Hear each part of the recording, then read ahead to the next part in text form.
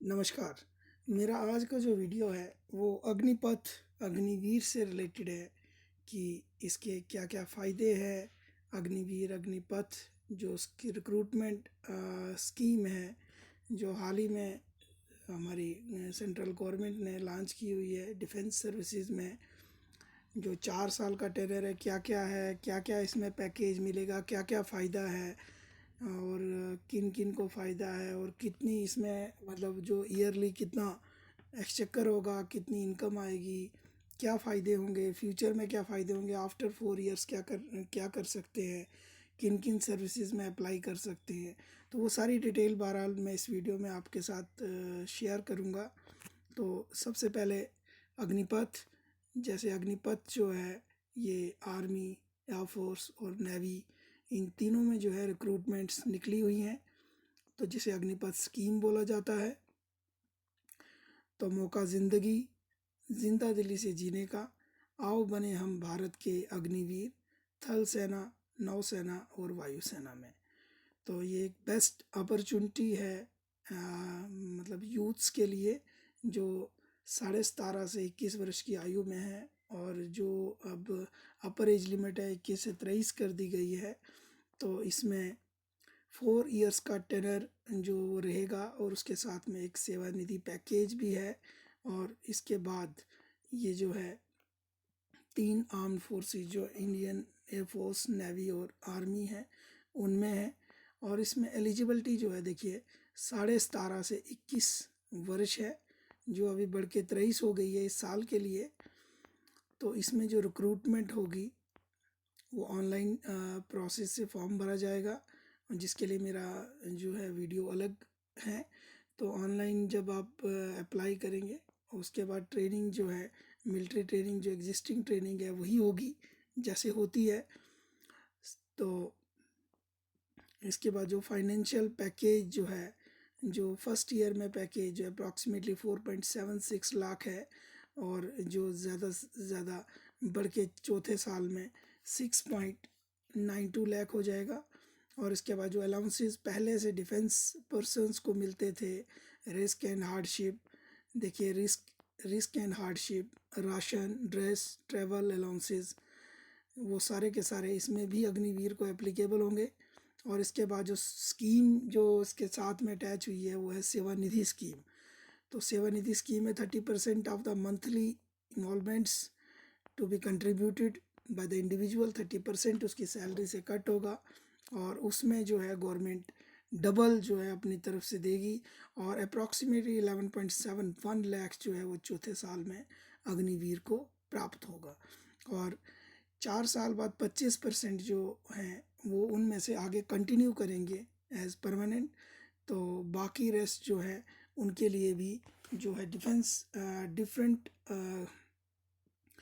जो government agencies हैं उनमें भी उनमें मतलब एक सर्टिफिकेट मिलेगा। जो 10th है उसको 12th वहीं से पास हो जाएगा वो। और इसके बाद जो है जैसे कि आर्म फोर्सेस में डेथ कंपनसेशन होता है, तो डेथ कंपनसेशन जो है नॉन कंट्रीब्यूटरी लाइफ इंश्योरेंस जो है 48 लाख का है।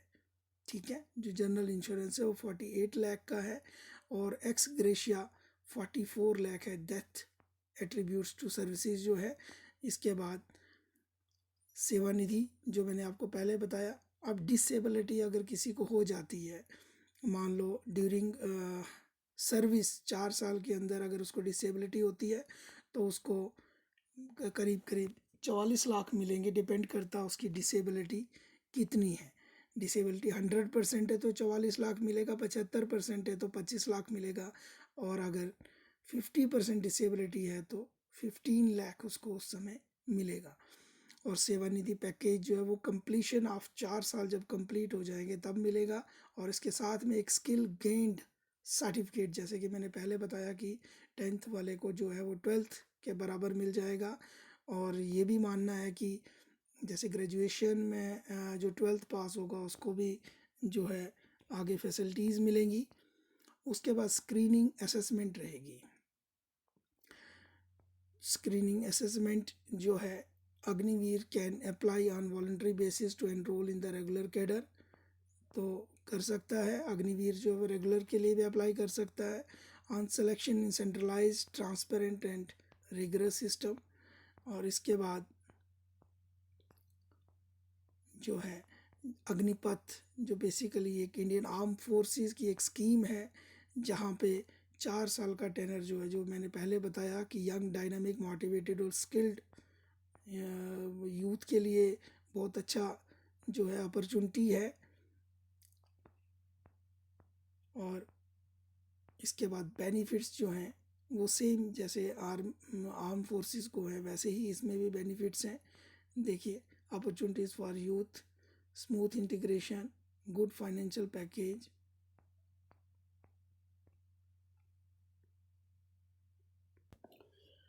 तो जैसे अग्निवीर के लिए अगर अप्लाई करना है तो joinindianarmy.nic.in साइट जो वेबसाइट है, ये डिस्क्रिप्शन बॉक्स में भी लिंक मिलेगा, आप वहाँ से भी इसे लिंक ओपन कर सकते हैं, या सिंपल ब्राउज़र में आप joinindianarmy.nic.in फीड कर सकते हैं। तो ये कुछ चीज़ें मैंने आपको पहले शेयर कर दी। अब मैं इसमें लीव के रिगार्डिंग आपसे शेयर करूँगा कि जैसे एनुअल लीव जो है वो 30 डेज पर ईयर होगी, ठीक है। उसके बाद सिक लीव जो है वो मेडिकल एडवाइस के ऊपर डिपेंड करेगी। अग्निवीर का पैकेज जो रहेगा 4 साल में, फर्स्ट ईयर जो है उसे 30,000 पर मंथ मिलेगी, सेकेंड ईयर में 33,000, थर्ड ईयर में 36,500 और फोर्थ ईयर में 40,000। और जैसे कि मैंने पहले बताया कि 30% जो है ऊपर वाली पे में से 30% जो है कंपलसरी डिपॉजिट होगा हर एक मंथ में। और उसके बाद जो है टोटल बैलेंस में डबल जो है वो टोटल बनता है 10.04 लाख या 11 लाख के करीब बनता है, तो वो उसको आफ्टर 4 इयर्स जो है वो मिलेगा। बाकी अलाउंसेस जो है पहले आर्मी में दिए जाते थे वो सेम है। और उसके बाद जो है सेवानिधि पैकेज का भी मैंने बता दिया। अग्निवीर स्किल सर्टिफिकेट और क्लास 12 सर्टिफिकेट, ये ध्यान रखने वाली बात है। जो 10th पास इसमें अप्लाई करेंगे Agniveer who have enrolled after qualifying 10th, A certificate of 12th या इक्विवेलेंट सर्टिफिकेट उनको दिया जाएगा आफ्टर कंप्लीशन ऑफ 4 इयर्स। तो प्रोसीजर ऑफ ऑनलाइन में क्या है कि joinindianarmy.nic.in पे आपको करना है। उसके बाद ऑनलाइन रजिस्ट्रेशन होगी, ठीक है। कैंडिडेट्स जो है वो लॉगिन करेगा। और इसके बाद जो है वो देखिए, एक तो अग्निवीर जनरल ड्यूटी है, अग्निवीर टेक्निकल है जिसमें +2। अग्निवीर जो देखिए पहला है जनरल ड्यूटी, ये 10th पास के लिए है, ठीक है। इसमें 10th में जो है वो एग्रीगेट 45% और 33% उसको जो है हर एक सब्जेक्ट में होने चाहिए। और सेकंड जो है अग्निवीर टेक्निकल, ठीक है। एविएशन और एमुनिशियम जो एग्जामिनर है इसके लिए 10+2 प्लस साइंस में फिज़िक्स केमिस्ट्री मैथ और इंग्लिश में जो है वो 50% होने चाहिए उसको। अग्निवीर क्लर्क की पोस्ट जो है इसमें भी 10+2 है। और अग्निवीर ट्रेड्समैन जो है वो 10th पास होना चाहिए। अग्निवीर ट्रेड्समैन जो है 8th पास भी जो है वो भी एलिजिबल है, 8th पास के बेस पे भी कर सकता है और 10th के ऊपर भी कर सकता है। तो अपर जो एज लिमिट है इसकी, अपर एज लिमिट जो है इसकी 21 से बढ़ा के अब 23 कर दी गई है इस साल के लिए, 22-23 के लिए। और उसके बाद जो रिलैक्सेशन दी गई है इसमें, वो अगर कोई एक्स सर्विसमैन या वार में शहीद जो सैनिक है, अगर उनका परिवार का कोई सदस्य है तो उनके लिए हाइट में जो है वो 2 सेंटीमीटर की रिलैक्सेशन है, 1 सेंटीमीटर की चेस्ट में रिलैक्सेशन है और वेट में 2 किलोग्राम का जो है वेट है। उसके बाद जो है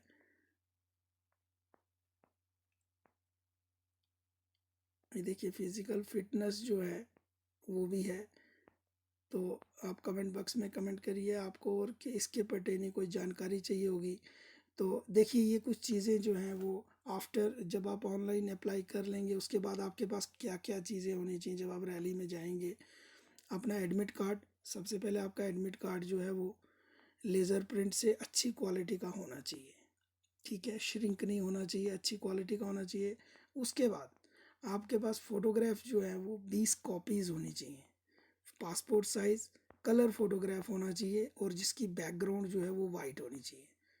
सो पहला एडमिट कार्ड, दूसरा फोटोग्राफ, कितनी कॉपीज़, 20 कॉपीज़, और वाइट बैकग्राउंड में होना चाहिए।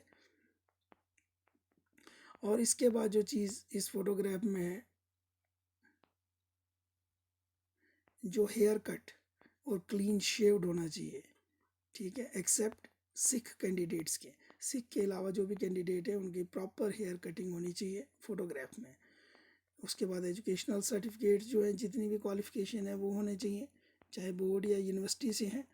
तो इस प्रकार से जो है वो अग्निवीर की एलिजिबिलिटी मैंने आपको बता दी कि क्या क्या होनी चाहिए। और इसके अलावा फ़ोटोग्राफ जो मैंने आपको बता दिया, इसके अलावा एजुकेशन के जो भी क्वालिफ़िकेशन है वो सर्टिफिकेट होने चाहिए, ठीक है। और उसके बाद डोमिसाइल सर्टिफिकेट जो है विद फ़ोटोग्राफ इशूड बाय तहसीलदार या डिस्ट्रिक्ट मजिस्ट्रेट से होना चाहिए। उसके बाद अगर कास्ट सर्टिफिकेट, कोई कास्ट सर्टिफिकेट है किसी के पास, तो वो भी जो है विद फ़ोटोग्राफ जो होना चाहिए। रिलीजन सर्टिफिकेट, सिख, हिंदू, मुस्लिम जो है ये भी होना चाहिए तहसीलदार या एसडीएम से। उसके बाद स्कूल करेक्टर सर्टिफिकेट जो है वो भी बच्चे के पास होना चाहिए। ये चीज़ें तब होनी चाहिए जब उन्होंने रैली में जाना है, ऑनलाइन के टाइम पे ये कोई चीज़ें नहीं लगेंगी। तो करेक्टर सर्टिफिकेट, ये जो स्कूल करेक्टर सर्टिफिकेट है ये भी स्कूल, कॉलेज या प्रिंसिपल या हेडमास्टर से इशू होना चाहिए।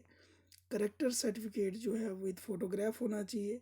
ये विलेज सरपंच या म्यूनसिपल कॉरपोरेशन से होना चाहिए। यदि कोई गांव में रहता है तो उसे सरपंच का, और यदि कोई म्यूनसिपल लिमिट्स में रहता है तो उसे म्यूनसिपल कॉरपोरेशन का होना चाहिए। लास्ट 6 मंथ के अंदर का, पहले का नहीं चलेगा। उसके बाद करेक्टर सर्टिफिकेट विद फ़ोटोग्राफ जो है ये उसके बाद अनमेरिड सर्टिफिकेट जो है ये भी विलेज सरपंच, अगर गांव में रहता है बच्चा तो, या म्यूनसिपल लिमिट से होना चाहिए, म्यूनसिपल कॉरपोरेशन से होना चाहिए। उसके बाद रिलेशनशिप सर्टिफिकेट जो है कि रिलेशनशिप सर्टिफिकेट्स में जो है वो कैंडिडेट का अगर कोई फादर या कोई जो है वो एक्स सर्विसमैन रहा है, उसका नंबर, रैंक, नेम, पर्टिकुलर्स जो है, और एक डिक्लेरेशन लेटर जो है, एक एफिडेविट लगेगा। फॉर्मेट उसका जो है वो नीचे मैं आपको बताता हूँ। वो फॉर्मेट अगर आपको ये पीडीएफ ऑनलाइन मिल जाता है, नहीं भी मिलेगा तो मैं आपको प्रोवाइड करवा दूँगा, आप मुझे कमेंट बॉक्स में कमेंट करिए। तो उसके बाद एनसीसी सर्टिफिकेट होल्डर्स, चाहे ABC जो है, या रिपब्लिक डे की परेड किसी ने अटेंड करी हुई है उसका सर्टिफिकेट है, तो उसके लिए भी जो है यहाँ पे प्रावधान रखा गया है। So NCC AB pass certificate will only be accepted if authenticated by concern NCC group commanders. तो उनके ग्रुप कमांडर्स ने उसको ऑथेंटिकेट किया होना चाहिए। उसके बाद स्पोर्ट्स कैटेगरी में जो डिस्ट्रिक्ट, स्टेट या नेशनल लेवल पे किसी के पास है, यूनिवर्सिटी लेवल का first second position with in the last 2 years, 2 साल का होना चाहिए, 2 साल पिछला। और उसके बाद जो है एक एफिडेविट जो है वो ड्यूली साइन, 10 रुपये का जो है एक एफिडेविट होना चाहिए रैली में आने से पहले। Duly sign non judicial stamp जो है वो as per specimen duly attested by notary candidate at the rally site without fail. Format of affidavit जो है वो अपेंडिक्स D है, तो मैं आपको बता दूंगा वो फॉर्मेट कैसा है। उसके बाद certificate of bonus mark, all सभी ओरिजिनल जो डॉक्यूमेंट्स है वो रैली के टाइम पे साथ होने चाहिए। उसके बाद बैंक अकाउंट की कॉपी, पैन कार्ड, आधार कार्ड जो भी है, ठीक है, वो भी साथ होना चाहिए। पुलिस करेक्टर सर्टिफिकेट ये भी होना चाहिए। जो भी एडजॉइनिंग एरिया में, उनके एरिया में जो भी पुलिस चौकी है वहाँ से करेक्टर सर्टिफिकेट होना चाहिए। उसके बाद रेजिडेंस प्रूफ जो है वो या तो म्यूनसिपल का होना चाहिए या सरपंच का होना चाहिए। उसके बाद बोनस मार्क्स जो है, एक्स सर्विसमैन जो है जिनके बच्चे हैं उनको 20 मार्क्स दिए जाएंगे। विडोज़ जो हैं उनकी, जो शहीद हुए हैं, 20 मार्क्स हैं। ए सर्टिफिकेट होल्डर को 5 मार्क्स हैं। देखिए, ए सर्टिफिकेट होल्डर के लिए 5 मार्क्स हैं फॉर ऑल ट्रेड्स। और उसके बाद बी सर्टिफिकेट के लिए 10 मार्क्स हैं for all trades. C certificate के लिए 15 मार्क्स हैं फॉर ऑल ट्रेड्स, ठीक है, इवन टेक्निकल भी। तो एनसीसी सर्टिफिकेट के लिए एक और प्रावधान है, वो CEE, उससे एग्जेम्प्ट हो जाएंगे एग्ज़ाम से। और उसके बाद कैंडिडेट्स के पास कोई O लेवल IT कोर्स जो इशू हो किसी एजेंसी से, 15 मार्क्स हैं उसमें स्किल डेवलपमेंट के लिए। उसके बाद आईटीआई का कोर्स 1 ईयर, 2 ईयर या डिप्लोमा होल्डर्स के लिए देखिए 1 ईयर के लिए 30 मार्क्स हैं, 2 ईयर्स के लिए आईटीआई होल्डर के लिए 40 मार्क्स हैं और डिप्लोमा होल्डर्स के लिए 50 मार्क्स हैं। इसके बाद स्पोर्ट्समैन के लिए अगर उन्होंने इंडिया इंटरनेशनल लेवल पे खेला हुआ तो 20 मार्क्स, स्टेट लेवल पे खोला हुआ तो 15 मार्क्स, इसी तरह से कॉलेज यूनिवर्सिटी में 10 मार्क्स, स्टेट डिस्ट्रिक्ट पे 5 मार्क्स और स्कूल लेवल पे खेला हुआ है तो 5 मार्क्स। तो इस प्रकार से ये जो स्कीम है अग्निपथ अग्निवीर जो स्कीम है, इसमें ज़्यादा से ज़्यादा इसे शेयर कीजिए सो दैट किसी को भी दिक्कत ना आए कि कौन कौन सी फॉर्मेलिटीज़ हैं, क्या क्या फॉर्मेलिटीज़ जो है वो रैली के टाइम पे लेनी है। और मेरा दूसरा वीडियो जो है कि कैसे रजिस्ट्रेशन करनी है आप उसे भी देख सकते हो। जय हिंद, जय भारत।